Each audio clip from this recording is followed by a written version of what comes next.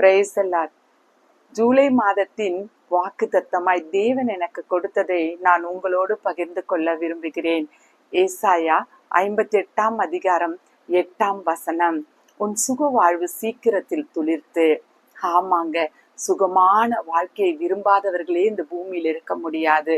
சமாதானம் என்கிற சுகவாழ்வு, பண நெருக்கடி இல்லாத சுகவாழ்வு, நல்ல துணையோடு சமாதானமாய் குடும்பம் அமைய வேண்டும் என்ற சுகவாழ்வு, குழந்தை வேண்டும் என்ற சுகவாழ்வு, இன்னும் வியாதி இல்லாத சுகவாழ்வு, இப்படி எல்லா காரியத்திலும் குறிப்பாக ஊழியர்களாகிய நீங்கள் கூட உங்களுடைய ஊழியத்தின் நெருக்கமான நிலைமை நீங்கி சுகமான ஒரு வாழ்க்கை, நல்ல விசாலமாய் ஊழியத்தை நடப்பிக்க வேண்டும் என்ற சுகவாழ்வை நோக்கி நீங்களும் விண்ணப்பித்துக் கொண்டிருக்கலாம்.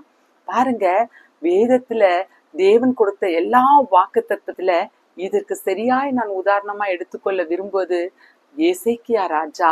அவர் மரணத்துக்கு ஏதுவான வியாதியில் இருந்த போது கர்த்தரால் ஏசாயா தீர்க்கதரிசி வந்து சொல்றாரு, உனக்கு மரணம் வரப்போது, காரியங்களெல்லாம் நீ சீக்கிரம் ஆயத்தப்படுத்த சொல்றாரு. அவர் உடனே எசேக்கியா ராஜா கலங்கினவராய் சுவர்புறமாய் திரும்பி தேவனை நோக்கி முறையிட்டு தன் உத்தமத்தை எடுத்து சொல்லி கேட்கிறார். பாருங்க, இத சொல்லிட்டு அரண்மனை வாசலுக்கு கூட போல ஏசாயா தீர்க்கதரிசி தேவன் உடனே பேசி எசேக்கியா ராஜாவுக்கு 15 ஆண்டு காலத்தை கூட்டி கொடுத்தார். அது மாத்திரமல்ல, அந்த வியாதிக்கு, அந்த பிளவைக்கு அத்திப்பழ அடையை போட்டு உடனே சுகம் கிடைக்கும்படியாய் செய்தார். எவ்வளவு சீக்கிரத்துல ஒரு மரணத்துக்கு ஏதுவான வியாதியிலிருந்து விடுதலையும் ஆயுசு நாட்களையும் பெற்றுக்கொண்டார் எசேக்கியா ராஜா. ஆமாங்க, இன்னைக்கு உங்க வாழ்க்கையில கூட ஒரு இலையுதிர் காலம் போல வறண்டு எல்லா இலைகளும் உதிர்ந்து ஒரு மொட்டை மரத்தை போல உங்கள் வாழ்க்கை இருக்கலாம். ஆனால் உங்கள் சுக வாழ்வு சீக்கிரத்தில் துளிர்க்க போகுது. ஆமாங்க, அழகா பச்சையா இலை வர்றதோடு மட்டும் இல்ல, அது பூத்து காய் காய்த்து கனி கொடுக்கிற நாட்கள் வரப்போகுது.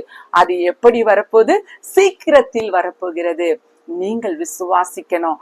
ஆமாங்க, இந்த வாக்குத்தத்தத்தின்படி நீங்கள் விசுவாசித்து தேவனை நோக்கி அவர் வார்த்தையின்படி வாழும்போது நிச்சயமாய் உங்கள் சுக வாழ்வு சீக்கிரத்தில் துளிர்க்கும். நீங்கள் கர்த்தரால் ஆசீர்வதிக்கப்பட்டவர்கள். God bless you all.